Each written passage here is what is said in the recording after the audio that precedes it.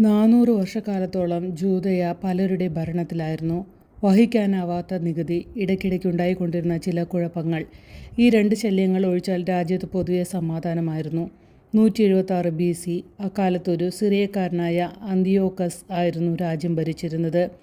ആ മനുഷ്യൻ്റെ ഭരണത്തിൽ കഷ്ടതകൾ നിരവധിയായി. ദൈവത്തിൻ്റെ തിരുമനസ്സനുസരിച്ച് അവിടുത്തെ തിരഞ്ഞെടുക്കപ്പെട്ടവരിൽ അവശേഷിച്ചവരുടെ അവസാനത്തെ ശുദ്ധീകരണം നടക്കുന്ന കാലഘട്ടത്തിലായിരുന്നു. മർദ്ദനങ്ങളും യുദ്ധങ്ങളും വഴി പല ആത്മാക്കളുടെയും സത്ത തെളിവായ കാലയളവായിരുന്നു അത്.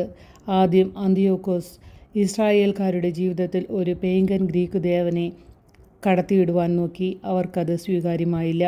വലിയ പട്ടാള പ്രാഭവങ്ങളോടും പ്രൗഢിയോടും കൂടി ഒരു ദിവസം ജെറുസലേമിലേക്ക് പ്രവേശിച്ചുകൊണ്ട് അദ്ദേഹം നേരെ വിശുദ്ധ ദേവാലയത്തിലേക്ക് കടന്നു. മാത്രമല്ല, വിശുദ്ധ ദേവാലയത്തിലെ വിശുദ്ധ സ്ഥലത്തേക്ക് പ്രവേശിച്ചുകൊണ്ട് അവിടെയുള്ള വിലപ്പെട്ട സാധനങ്ങളൊക്കെ തട്ടിയെടുക്കുകയും ചെയ്തു. മുഴുവൻ ജൂദയായും ഷോക്കേറ്റ പോലെയായി. 2 വർഷത്തിനു ശേഷം ജൂപ്പിറ്ററുടെ ഒരു പ്രതിമ ദേവാലയത്തിലെ ബലികല്ലിൽ പ്രതിഷ്ഠിക്കുകയും ചെയ്തു. പേഗൻ ദേവന്മാർക്ക് ബലിയർപ്പിക്കുന്ന മാംസം പൗരന്മാർ തിന്നുകൊള്ളണം എന്നൊരു കൽപ്പനയും അയാൾ പാസാക്കി. അത് അനുസരിക്കാത്തവർക്കുള്ള ശിക്ഷ മരണമായിരുന്നു. അതേ തുടർന്ന് മർദ്ദനം കഠിനമായി. തങ്ങളുടെ ആൺമക്കൾ ഛേദനാചാരം ചെയ്യപ്പെട്ടതുമൂലം അമ്മമാർ അപഹാസ്യരായി. ചിലർ അപ്പേരിൽ വധിക്കപ്പെട്ടു. സാബത്ത് ആചരിക്കുവാൻ കൂടിയിരുന്ന വലിയൊരു കൂട്ടം ജനതയെ അപ്പാടെ ജീവനോടെ തീയിലിട്ട് കൊന്നുകളഞ്ഞു. സദുച്ചരിൽ പ്രധാനിയായ ഏലിയാസറെ മൃഗീയമായ വിധത്തിൽ അടിച്ചു കൊന്നു. 7 സഹോദരന്മാരും അവരുടെ അമ്മയും പരസ്പരം കാണത്തക്ക വിധത്തിൽ കെട്ടി നിർത്തി ചാട്ടവാറിനടിച്ചും വെട്ടിയും കുത്തിയും ക്രൂരമായി വധിച്ചു. മൂത്ത ആൾ മുതൽക്കാണ് പീഡനം ആരംഭിച്ചത്. മൃഗീയമായ ഈ ക്രൂരത ഓരോരുത്തരെയും നിർത്തിക്കാട്ടി. അമ്മയ്ക്കാണ് അവസാനം മരിക്കാനിടയായത്. പീഡനമേൽക്കുന്ന മക്കളെ ആസ്വാദിവിശ്വാസത്തിൽ ധൈര്യപ്പെടുത്തി. അനുഗ്രഹത്തിൻ്റെ ഭാവി ജീവിതത്തിലുള്ള വിശ്വാസം തെളിയിച്ചുകൊണ്ട് ആയിരക്കണക്കിന് പുണ്യാത്മാക്കൾ വേദസാക്ഷിത്യം വഹിച്ചു.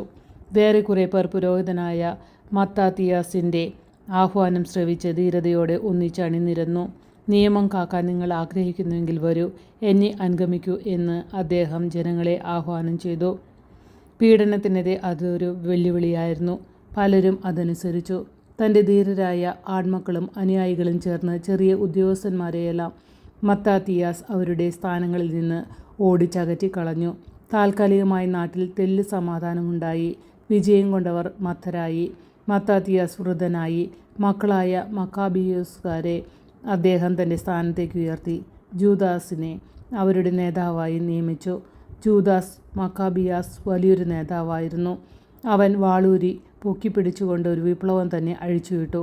അവനും അവൻ്റെ പട്ടാളത്തിനും ആരെയും ഭയമുണ്ടായില്ല. ദൈവം അവരോട് കൂടിയുണ്ടായിരുന്നു. അവർ പല യുദ്ധങ്ങളും ചെയ്തു. ഓരോന്നിനും സിറിയൻ പട്ടാളത്തെ അവർ തോൽപ്പിച്ചു. 160 BC നികനോറിനെതിരെയുണ്ടായ അവസാനത്തെ യുദ്ധം കൊണ്ട് അവരുടെ കഷ്ടതയുടെ ദൈർഘ്യത്തിന് ഒരറുതി വരുത്തി. പേഗൻ ബലിപീഠങ്ങളെല്ലാം അടിച്ചു പൊളിച്ചു. ദേവാലയം ശുദ്ധീകരിക്കപ്പെട്ടു. യഹോവയ്ക്ക് ഒരിക്കൽ കൂടി ആരാധന അർപ്പിക്കപ്പെട്ടു. ജനഹൃദയങ്ങളിൽ ആനന്ദം തിരതല്ലാൻ തുടങ്ങി. ഇക്കാലം മുതൽ ജൂദയായിൽ മതത്തിന് വളർച്ച കിട്ടി.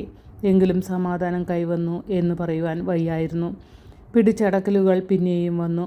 63 BC ഒരു റോമൻ ജനറലായ പോംബെ ജെറുസലം പിടിച്ചടക്കി. അതോടെ പാലസ്തീൻ മുഴുവനും അഗസ്റ്റ്യൻ ചക്രവർത്തിയുടെ അധീനതയിലായി.